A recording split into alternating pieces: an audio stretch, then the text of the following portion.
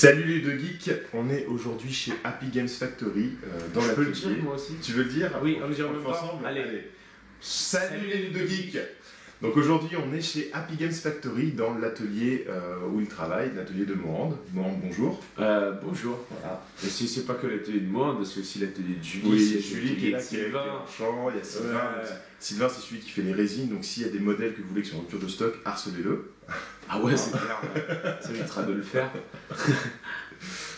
Alors là, on revient de Paris Ludique. C'est ça. C'était un gros week-end. Éprouvant.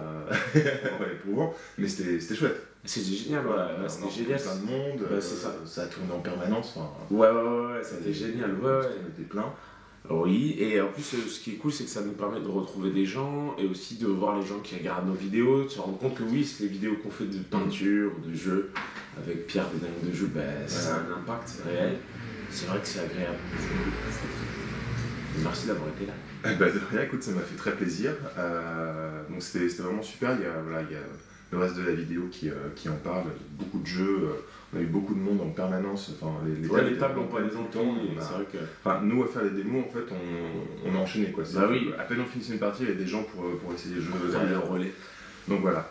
Donc, à part les jeux qu'on connaît bien de Happy Games, on avait quand même en nouveauté, enfin presque nouveauté, parce que pas mal de gens le connaissent maintenant, il y avait Burnout. Oui. Voilà, il y avait le proto de Burnout qui était dispo. Et il y avait le samedi, il y a eu Arena Bots. Tout à fait, ouais. Alors, est-ce que tu as un truc à dire sur. Arena Bots, en fait, ça fait partie de ces projets qu'on développe, ça fait à peu près 2 ans. On s'est vachement amusé sur ce projet. Et en gros, on sait que dès qu'on aura livré Gnome Associé, Burnout, Escape, du coup, on va pouvoir justement lancer ce Kickstarter parce que tout est préparé, tout est prêt. Et, je sais pas si tu as vu des parties démo ou pas. Alors j'ai vu, j'ai toujours pas pu y jouer, parce qu'à chaque fois que je suis là, je suis pris. Et ça fait plusieurs fois que je vois le proto sortir, je l'ai vu énormément évoluer justement en 2 ans. Mais toujours pas eu l'occasion d'y jouer. Mais tu vas voir, franchement, c'est vraiment chouette, on est super content. Ça a l'air très très beau. Ouais, c'est très beau et très classe. Et aussi, la surprise, on a eu Escape V2. Ah oui, tout à fait. Alors ça a été une longue histoire d'ailleurs. Ceux qui ont vu la Trick Track TV le comprendront parce qu'on s'est un peu avancé sur la Trick Track TV en annonçant que on n'aurait pas besoin de Kickstarter pour lancer le Escape V2. Et finalement, on a eu une petite surprise quand on a vu notre banquier qui nous a gentiment en fait refusé la demande qu'on avait fait. Et du coup, aujourd'hui, on est un peu dans l'impasse. Donc on a fait le choix pour pas que cette chose empiète sur les autres projets que sont Burnout et Gnome Associé. On décide du coup de faire un Kickstarter le 15 juillet pour financer en fait la fin de production des 2 boîtes parce que les figurines sont déjà prêtes. Mais il faut quand même mine de rien, ça fait 2 boîtes à sortir parce qu'en fait on veut qu'en une sortie, on ait toutes les figurines plastiques existantes dans Eden dans 2 boîtes. En fait, le but c'était de se simplifier la vie, de rendre le truc accessible. Et du coup, le Kickstarter aura lieu commencera le 15 juillet et se finira le 30. C'est vraiment juste un très court, avec très peu d'options. C'est ça, ouais. Il n'y aura que 3 options. Une option qui consistera en fait à un équivalent pour passer de la V1 à la V2. Donc, qui répond déjà. Et une version avec. En fait, il y aura une version avec dans chacune une boîte, une des 2 boîtes, et une version avec les 2 boîtes. Donc ça fait 4 options. Voilà, tout simplement. Bon super. Donc on a testé le jeu, il y a une vidéo sur ça, voilà, j'y ai joué avec Raph de Geek Level 60. Ah oui c'est vrai, j'avais zappé ça. Donc, c'est chouette ça. C'était une super rencontre aussi Raph. C'était génial. Parce qu'on s'était jamais vu, mais il est plein d'entrain. Et vraiment en fait on partage, on était vraiment, on s'est retrouvés comme 2 gros geeks qu'on est quoi. Enfin comme on s'est rencontrés aussi nous la première fois. C'est vraiment agréable, c'est chouette. Voilà. Donc il y a aussi, on peut parler de l'état d'avancement de Burnout. Bah oui. Voilà. Je crois qu'on peut, j'étais là. Il va falloir. Mais en fait l'idée sur Burnout, sur Gnome et Associé et sur Escape, en fait, surtout sur Burnout et Gnome et Associé, c'est qu'en fait le 1er juillet tout part en impression. C'est aussi simple que ça. Ça va nous permettre de garder les délais, c'est-à-dire juillet impression, août bateau et commencer en septembre livrer Burnout, octobre livrer Gnome en fait, parce que Burnout va être imprimé en Europe. Donc en fait ça va mettre 8 semaines, ça va mettre 8 semaines à être imprimé. Mais du coup, on recevra certainement un petit peu avant Gnome, ça nous laisse le temps de livrer Burnout, puis de livrer Gnome en octobre. Et puis en novembre, on aura Escape. C'est chaud. Bon, ça va faire une grosse fin d'année. Mais ça tombe bien, nos fins d'année sont toujours un petit peu explosifs. Tu sais ce que c'est, parce qu'il y a toujours la nouvelle faction, il y a toujours tout ça. C'est ça. Donc voilà. Qu'est-ce que c'est avec la nouvelle faction? Ça va être une surprise. Mais je pense que voilà, c'était un truc plus ou moins attendu. Bon, tu nous connais, hein, dans l'équipe, à chaque fois, on tient quand même vachement compte des retours. Et après, c'est pas mal de bon sens, quoi. Donc, bon, voilà, il y a eu beaucoup de gangers déjà. Parce que pour moi, les Jokers, le Convoi, les Anges de Dante sont des gangers. Il y a eu quand même pas mal de mutants.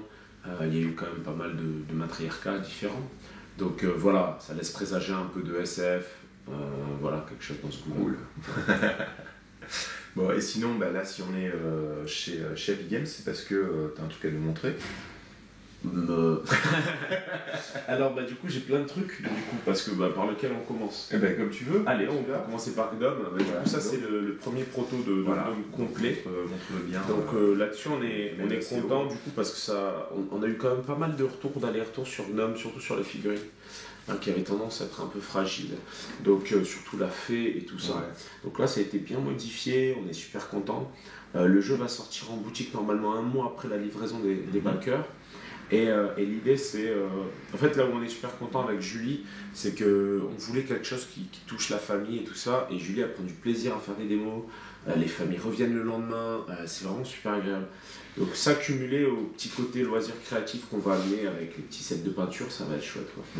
Donc voilà pour le petit bébé qui va prendre vie finalement assez vite là, hein, ça va venir vite. Ouais.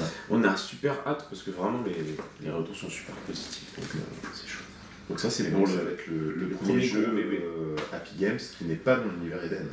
C'est vrai que c'est le premier jeu Happy Games qui n'est pas dans l'univers Eden, et notre objectif quand même, ça va être de garder ce principe-là, à savoir essayer de développer les univers. On espère qu'on aura la force et l'énergie nécessaires. Puis on espère aussi s'agrandir suffisamment pour avoir des gens qui viennent nous épauler au fur et à mesure.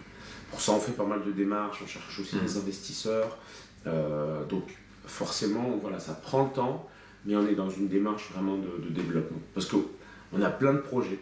Et ces projets sont des projets qui sont assez cadrés, et on a envie de se faire plaisir. Donc voilà, je pars toujours du principe que ça ne sert à rien de se limiter quand on a le potentiel, donc là on continue, on pousse, et puis voilà. Et donc ensuite, après Gnome et Associés. Donc après Gnome et Associés, on peut parler au choix, par exemple de Burnout, mais ça, la boîte, on l'a pas mal vu, donc c'est pas vraiment entre guillemets nouveau, mais bon, a priori là on est en train de vraiment tu mettre plus haut. D'accord. En fait, c'est parce qu'elle s'ouvre un petit peu par le bas. Du coup, Burnout, on est super content, l'engouement est là, donc livraison septembre, ça veut dire qu'on va pouvoir mettre en place des campagnes à partir de septembre, ce qui tombe plutôt bien parce que si tout se goupille bien, la campagne en ligne Eden, les anciens connaissent, va reprendre en septembre. Super. Donc, est-ce que ça va bosser avec Jérémy et François? Pour le moment, on va faire simple. Ça n'intégrera pas nécessairement, mais par contre, vous pourrez enregistrer vos parties à deux, ce ne sera pas un souci. On va voir à rentrer quand même le nom des missions justement qui sont liées à Burnout, comme ça on saura si c'est joué que c'est du Burnout, ça c'est possible. D'accord. Mais il n'y aura pas la possibilité de rentrer multi encore et tout ça, c'était encore un peu trop complexe. J'en profite pour annoncer du coup que Burnout, même si du coup il est repoussé jusqu'à septembre, qui ne sortira du coup qu'à la rentrée, va y avoir un choix des armes et une campagne Burnout qui va être chez Philibert. Ah, ça c'est chouette. Qui va commencer dès le mois de juillet. Génial, donc voilà. Philibert à Strasbourg, donc dans les locaux de Philibert, dans la boutique. Ça c'est génial. En plus Philibert Kenny, d'ailleurs que je remercie énormément parce qu'il a toujours été d'une grande aide, d'un bon soutien. Il a toujours de bonnes idées et c'est vrai que c'est agréable d'avoir le soutien de boutiques françaises comme ça. Je sais que par exemple la WAG essaye aussi un petit peu de mettre en avant le jeu avec des soirées Eden. Et en fait il faut dire une chose, c'est que voilà, il n'y a pas, en fait en ayant un espace physique, faire des animations, ça fait toute la différence. Et nous, on a des gens aussi comme toi qui portent pas mal le jeu. Parce que je pense que voilà, c'est aussi un facteur. Quand on a un démonstrateur sur place, quelqu'un qui connaît super bien le jeu, ça aide beaucoup les boutiques à mettre le jeu en avant. Donc c'est grâce aussi à vous, aux gars comme toi, aux démonstrateurs, qu'on réussit justement à faire en sorte que les boutiques nous connaissent. Donc c'est chouette. Donc voilà, donc Burnout très bientôt. Bon, on va mettre des petites news quand même sur. Ouais, genre les cartes météo, tout voilà. ça. Non, mais ce qu'on va pouvoir faire surtout, c'est qu'on a quand même, mine de rien, même si c'est. Burnout, en gros, c'est un supplément pour Eden, donc il n'y a pas de figurine dedans. Mais du coup, en fait, l'idée, c'est de se dire que, en fait, on va pouvoir commencer à montrer aussi. Il y a beaucoup de cartes, il y a beaucoup de tokens, il y a beaucoup de matos, c'est ça. Et ça va être chouette. Ne serait-ce que pour les joueurs Eden, je pense que voilà, c'est toujours cool d'avoir ces petits tokens. Pour les missions, les choses comme ça. Oui, ouais. C'est vrai que le côté tous les tokens en 30 mm nécessaires aux missions, parce que des fois il y a des en multijoueur ou quoi, il y a des cartes tu te dis non, j'ai pas la figurine correspondante. Bien sûr. Voilà. Donc du coup, je la joue pas. Enfin, typiquement, énormément de joueurs Bamaka par exemple qui ne jouaient pas à la chasse sacrée parce qu'ils n'avaient pas les CNJ à disposition. Là en fait, on va avoir des tokens en 30 mm, donc qui font la taille d'un socle et qui vont remplacer les figurines. Ce qui est intéressant, c'est qu'en plus, si je me trompe pas d'ailleurs, il faudra qu'on vous revérifie, mais dans Stigmata aussi, il y a des tokens. Du coup, en fait, les deux cumulés, tu peux mixer, et ça peut être chouette. C'est pas mal. Ça peut être très chouette, donc je suis assez content. Pour la dernière petite surprise, du coup, c'est tout simplement la boîte d'Escape. Donc voilà. En fait, quand on a sorti Escape, ce qui était super intéressant, c'est que la mécanique elle est assez basique. En fait, on peut faire jouer des enfants, on peut faire jouer. Enfin, vraiment, elle est simple, mais pas simpliste. Et du coup, l'idée c'était de se dire, il faut qu'on retransmette ça aussi à travers la boîte. On avait une boîte très sombre, très sombre, on va dire même. Tiens, ici. Allez, dis-moi. Ah, elle est en dessous là. On va le sortir, si on peut pas. Ouais.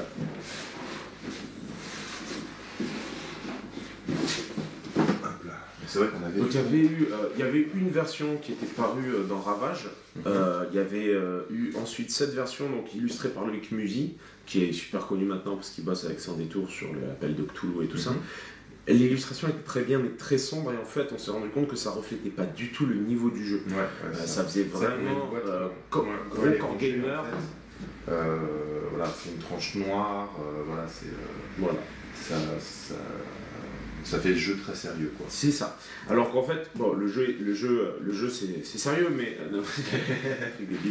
mais ce qui est rigolo, c'est qu'en fait, en changeant quelques petites choses dans la mécanique de jeu, dans la simplicité, au final, on se retrouve avec un jeu qui est plus simple, mais encore plus complet. Parce que si tu veux, tu as vraiment ce système plus fluide, en fait. C'est ça. Le système des dés, donc les nouveaux dés qu'il y a dans la boîte, qui ont directement les symboles, en fait. On jette les dés, on lit tout de suite le résultat. Il n'y a pas à faire un comparatif ou quoi. Tu compares les épées, les boucliers. Oui, mais voilà, mais c'est pas. Je jette un dé, il faut que je fasse 4 ou plus. Voilà. On a vachement. Il y a les événements aussi qui sont maintenant des cartes à tirer. On a fluidifié pas mal le jeu. Et en parallèle, du coup, ça nous a permis de mettre ce système d'expérience que tu gagnes au fur et à mesure et qui te permet d'une partie à l'autre d'évoluer sur ton arborescence. Nouvelles compétences. Et ça, en fait, c'est marrant parce que ça complique le jeu, mais ça le simplifie aussi. C'est-à-dire qu'on commence avec une seule compétence par bonhomme. Du coup, ça le simplifie dans le sens où on n'a pas besoin d'en connaître. Connaître une telle compétence. En fait, quand ça, je pense qu'on va prendre qu'une de. Et tu sais, ça c'est venu aussi des démos que j'ai fait aux familles, où il y avait parfois de jeunes enfants. Ils sont super curieux des symboles. Et en fait, ça me permettait de leur dire non, mais tu vas voir, tu vas apprendre petit à petit. Déjà le premier symbole, ensuite le deuxième symbole. Et en fait, ça force à faire des choix et à comprendre le symbole avant de commencer à partir dans tous les sens, en essayant de comprendre tous les symboles. Et ça, cette démarche, finalement, en fait, avec ce système d'XP, ça vient naturellement. Et c'est encore plus simple parce que ça incite les gens à sortir, à rejouer le jeu, à jouer, à le rejouer. Et ça, c'est cool. Parce que très souvent, moi, la problématique que j'ai sur les jeux, c'est qu'on les sort pas, en fait. Parce qu'on achète, on cumule. Et là, ce qui était cool aussi sur Paris Ludique, c'est de voir qu'il y avait un père et son fils qui venaient me voir en disant c'est génial, on a encore joué hier à Escape. Et à chaque fois qu'on a la flemme de jouer, on se dit on va sortir Escape parce qu'il est rapide à mettre en place. Et si tu veux, c'est génial vraiment, c'est quand tu penses à quelque chose, tu te dis voilà, on va le faire pour ça, que ce soit accessible, jouable et que ça donne envie de ressortir, de rejouer. Et qu'on te sort un feedback comme ça, c'est vraiment cool. Si on se dit cool, j'ai touché le but. Voilà. Super ça. Donc ça, c'est chouette. Ouais. Franchement, c'est vraiment le truc le plus, un des trucs les plus cool. Super. Donc Escape, ça va sortir en 2 boîtes. Escape, il y a Rébellion, et ensuite il y a Révolution. Et du coup, en fait, les 2 boîtes vont sortir donc sur Kickstarter en même temps. Elles seront aussi disponibles sur le site de Philibert en même temps que le Kickstarter, parce qu'on a une entente avec eux. D'accord. Et les offres seront les mêmes. Et du coup, ce qu'il faut se dire, c'est en gros, ce sera livré en novembre, et dans les 2 boîtes, il y aura tout ce qu'il faut pour jouer.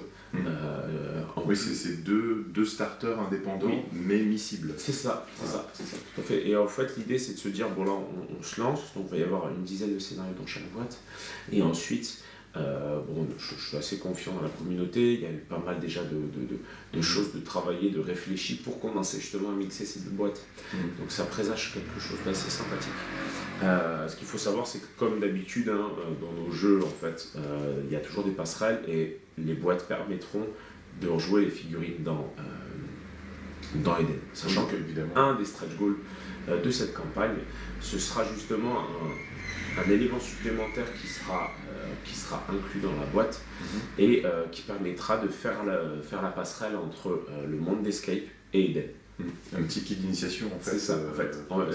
En gros, il y aura un petit livret sous cello avec les cartes qui vont bien et tout ça, avec estampillé si vous avez envie de prolonger l'expérience, et une explication des règles basiques. Puisque c'est vrai que la grande différence entre le jeu de plateau et le jeu de figurines, finalement, ça ne tient qu'à des réglettes et des mesures en fait. Ça tient qu'à un peu plus de liberté, mais ça fait peur ça en fait. Donc nous, l'idée c'est de prendre ça en main, montrer aux gens que c'est pas si compliqué que ça en fait. Il suffit d'avoir des réglettes, et au contraire, c'est une forme de liberté supplémentaire, donc c'est intéressant.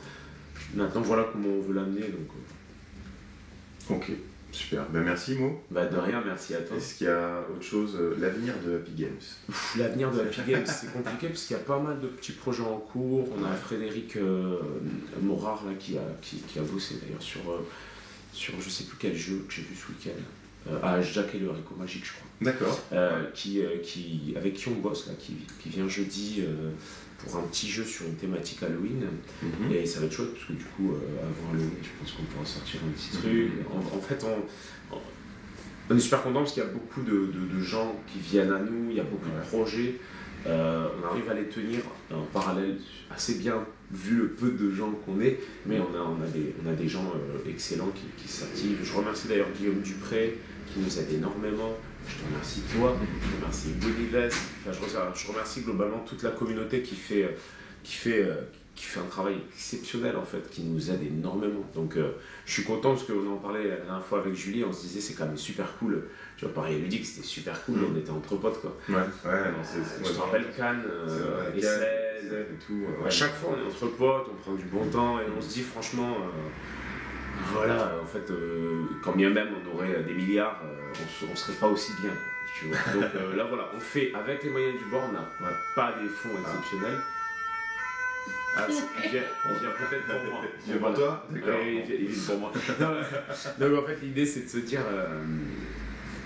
dire que voilà, on vit des trucs, on vit quelque chose d'assez exceptionnel, franchement, ça fait 2 ans et demi qu'on cartonne, que ça se développe, et donc voilà, on peut pas se plaindre, c'est vraiment cool.